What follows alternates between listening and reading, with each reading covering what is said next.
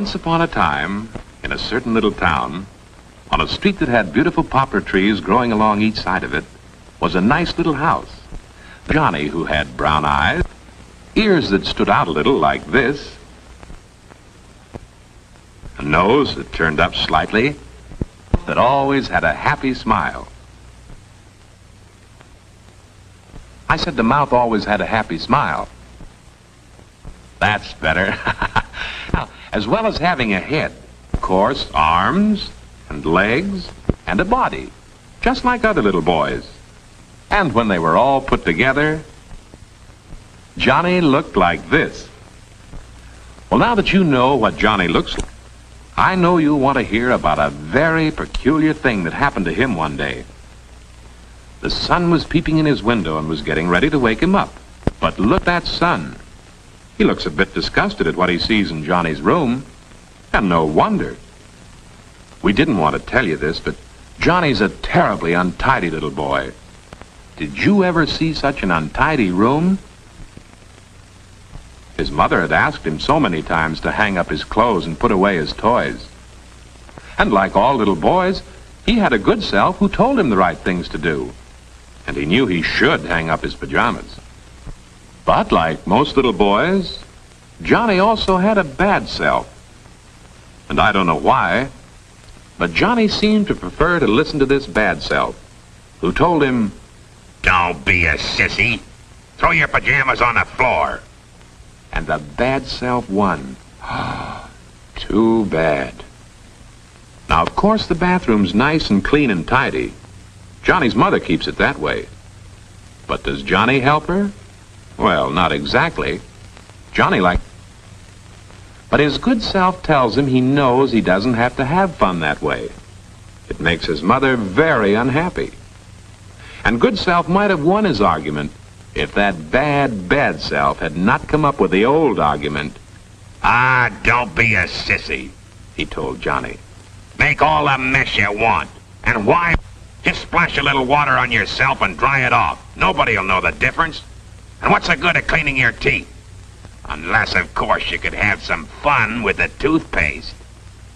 But wait, cried good self. Stop. Just look at the mess you've made. It'll get worse and worse. If you don't mend your ways, you'll turn into a pig for sure. Just as your mother said. Pig, snorted Johnny. Don't be silly. But even as he hurried off to breakfast, his hands and feet became little pig's trotters. And though good self knew this was bound to happen, he was very sad to see such a nice little boy making such a pig of himself. Of course, bad self was just tickled pink, another one over on him. As Johnny rushed into breakfast, he had no idea that his hands and feet were, you know what. But then why should he, with table manners like this? His mother, of course, was most unhappy to see him slurp and spill his food this way. But Johnny paid no attention to what she said. He thought he was a regular fellow. He had the mistaken idea that being neat and well-mannered was like being a sissy. That was why when his good self popped up to remind him that all this bad behavior was going to lead nowhere, Johnny gave him an argument. Said Johnny. And of course no polite little boy says, in just that way. I don't want to be polite. I want to be a ball player or a soldier. Well, you won't be either one, said good self. You'll just be a pig. This pig business was beginning to worry Johnny. And for a moment he began to wonder if he'd better change his ways. Don't be silly, said bad self, popping into the picture again. What does it matter how you eat as long as you eat plenty to make you strong? Now that sort of reasoning seemed to appeal to Johnny, and he continued to eat as rudely as ever. Be careful, said good self. You're going too far. Hurry up, said bad self. Show him you're boss around here. Then Johnny licked his plate and wiped his mouth with his sleeve. He's getting to be more and more of a pig, murmured good self. This, of course, was just what bad self wanted.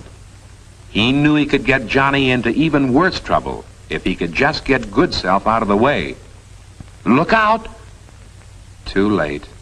As soon as Johnny got outside the house, he ran as fast as he could to the baseball field. And as he approached the field, he saw that the game had already started. This made him very angry because his bad manners and his rudeness had, quite naturally, made him also a very selfish little boy. "Give me the bat," he said to Tommy. "I want to bat first." The other boys could hardly believe that one of their friends could be such a bad sport and such a bully. "Don't be a pig," they called. "See, even your friends think you're a pig," said Good Self. "And no wonder. Snatching the bat away from little Tommy is the most terrible thing you've done yet." "Ah, why not take the bat?" shouted Bad Self. "You're bigger than he is, aren't you?" "Right," said Johnny the pig. "Let's get on with the game." But the tale doesn't end here. "Play ball!" shouted Johnny. Mickey threw a fast one. Wham! And the ball sailed through the air. As Johnny ran, touched first base, and rushed on, the ball was thrown into Billy, who caught it on second base. "You're out!" shouted Billy. And Johnny was out by a mile. But Johnny didn't like that. He didn't want to be out. I'm not out," he screamed at Billy. Poor Billy just blinked. Anybody could see that Johnny was out by a mile. Billy started to explain it, but he just got pushed around for his trouble. Well, that was more than the other boys could stand. They were all good sports, and like all regular fellows, they couldn't stand a bully or someone who wanted his own way all the time. They told Johnny he was a big bully. "You're nothing but a pig," they said. Naturally, they wouldn't have anything more to do with him. "Would you?" "Humph," said Johnny. "They all say I'm a pig. They're crazy." That's what Johnny said. But do you think they were crazy? Bad Self laughed and laughed as he saw what he'd done to Johnny. Good Self decided it was time to do something about it. As for Johnny, he began to feel pretty unhappy. All his friends had left him, and he had that empty feeling that everyone gets when they've been terribly selfish. There was nothing for him to do but go home. On his way, he passed a farmyard where there were some little pigs. He couldn't stand the sight of them. He hurried on his way. He had no idea, of course, the pigs were following him until, "Oink, oink," they said right behind him. "Shoo, shoo," said Johnny to the pigs. Go on home." But the little pigs just stood there and smiled at him. They thought this was fun. They'd never seen a pig with clothes on. Johnny was pretty worried by this time, so he started to run. The pigs ran right behind him. So he ran faster. And the faster Johnny ran, the faster the pigs ran. So Johnny ran still faster. He'd never run so fast before. Puffing and blowing, he arrived at last at his home, swung in the gate, and slammed it shut. Only then did he feel safe from those terrifying little pigs. In the garden, he found his little dog Rover, lying asleep under a bush, waiting for him. Johnny smiled again. Let his friends call him a pig. Let them walk away from him. Rover was a true friend. Rover wouldn't let him down. "Hi, Rover," he called.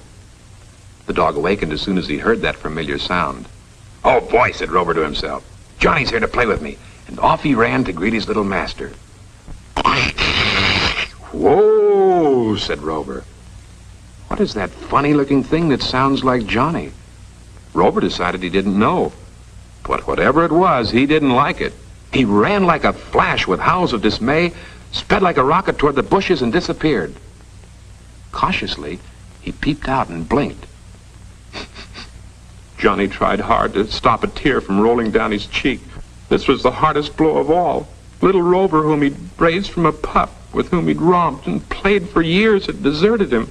He could stand everything else, but this was too much. He would have to find his mother. Would she run away from him?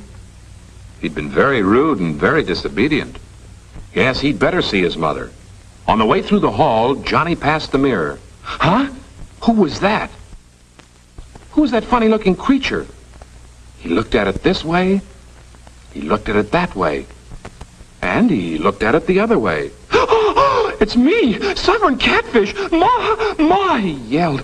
Now he really had to find his mother quickly. "Oh, Mother, Mother," he said, "I've turned into a pig. No one will have anything to do with me, not even Rover. Oh, Mother, I've turned into a pig." "Well, of course you have," said his mother. "You've turned into a pig because you preferred to act like one." "I didn't want to be a pig," said Johnny. I just don't want to be a sissy." "So that's it," his mother said. "You're afraid of being a sissy. Well, just let me show you something." And she turned on the movie projector. "Do you know who those men are?" asked Johnny's mother. "Sure, they're West Point cadets," answered Johnny. "That's right. And see how smartly they march. Notice how clean and well-kept their uniforms are. Do you think they're sissies?" "Well, no," Johnny agreed they couldn't be sissies. Then said his mother, "If the future generals of the United States can keep clean, you should too." Johnny thought about that and agreed it was probably so. But he added, "If I had a uniform like that and were a West Point cadet, I would naturally keep myself clean." "Mm-mm," said his mother. "Things like that just don't happen. These young men earned the right to be cadets by being clean and well-mannered first. You can't change from being dirty and bad-mannered into being clean and well-mannered all of a sudden." "You can't?" And Johnny seemed worried. "Well," said his mother, "if you made up your mind to try very hard, perhaps you could." In the academy and the barracks rooms where they live, the cadets study hard and practice being orderly, clean, and tidy. These young men know that without good manners, they will never be good officers. And it's the same thing at Annapolis, where Uncle Sam trains his naval officers. Nobody leans on the table or slurps his food here.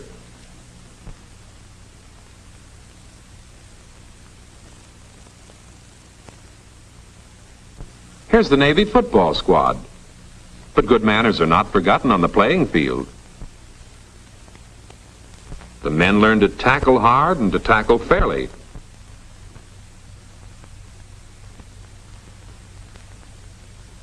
And how to kick. And how to develop their muscles. But they also learn that while it is important to win, it doesn't matter if they lose as long as they've played their best and can lose with a smile. Watch this man score. And remember that good sportsmanship is something that everyone admires. And good sportsmanship is acting to others the way you would like them to act to you. So remember, Johnny, if you want to play ball like this and get a cheer like this,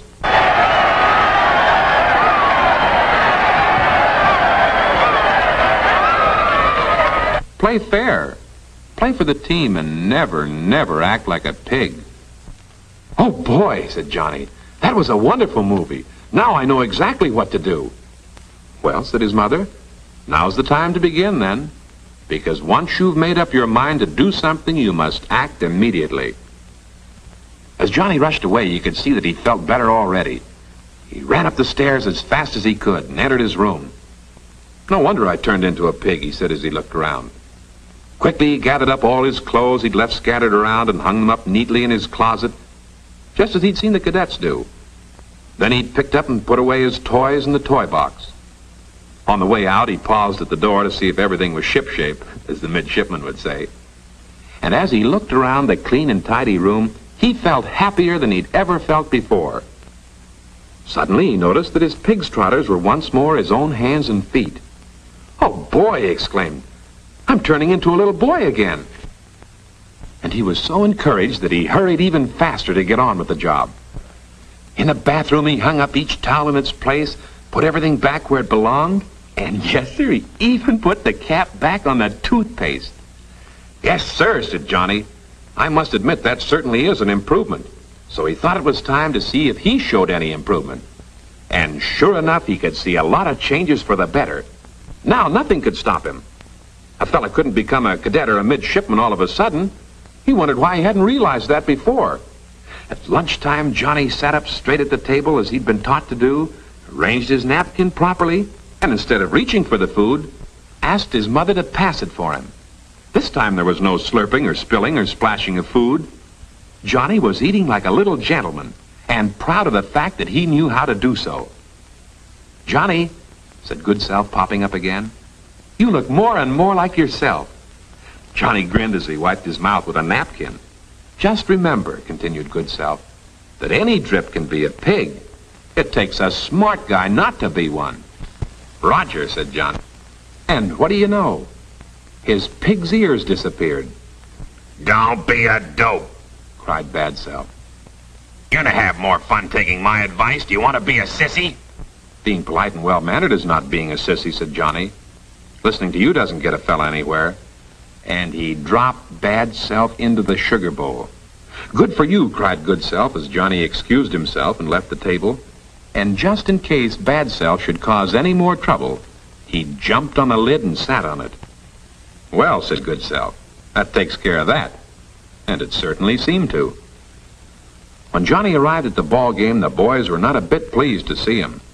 "Hi, fellas," said Johnny. But the fellas hardly said a word. The boys expected trouble. But Johnny went over to little Tommy and said, "Here, use my new bat." Then he went over to Jimmy and said, "Here, try my new mitt." "Well, what do you make of it?" Ted asked Bobby. "I don't know," answered Bobby. "But if he wants to play fair, we'll let him play." As the game got going, the boys were more than glad to have Johnny playing with them. He was always on the job, and he played for the team. But when it came Johnny's turn at bat, a shiver of excitement ran through all the boys. So far, Johnny'd been a good sport. How would he act now? The ball came sailing fast and straight toward the plate. Bam! Johnny socked it with all his might, and the ball went winging way, way, way over the field. It looked like a home run for sure. Johnny went zipping around the bases, and as he passed third base, the ball was fielded. The fielder fumbled with it for a moment, then threw it into home base. And Johnny and the ball seemed to arrive at the same moment. "You're out," shouted Jimmy in great excitement. And this time the boys were ready in case Johnny put up another argument. But they didn't know our new Johnny. "Shake," said Johnny to Jimmy. "That was a good catch. I thought I was safe, but I was too busy running to see. If you say I'm out, I'm out." That's the kind of sportsmanship the boys like to see. And they were so happy to see Johnny a good sport again, they cheered him all around the field. And because he was, they then and there elected him captain of the team. Well, of course, there was no pig left in Johnny, so his snout disappeared too. "Hooray for our side," said Good Self. "I knew you'd do it." Then Johnny home as fast as he could go, leaped over the garden fence and found Rover waiting for him. Good old Rover was overjoyed after looking like a man, and grinning as only a dog can grin, followed Johnny as he'd always done. "Mother, Mother," called Johnny as he came bounding into the house. "What is it?" she said. "I just want to tell you," said Johnny, "that it's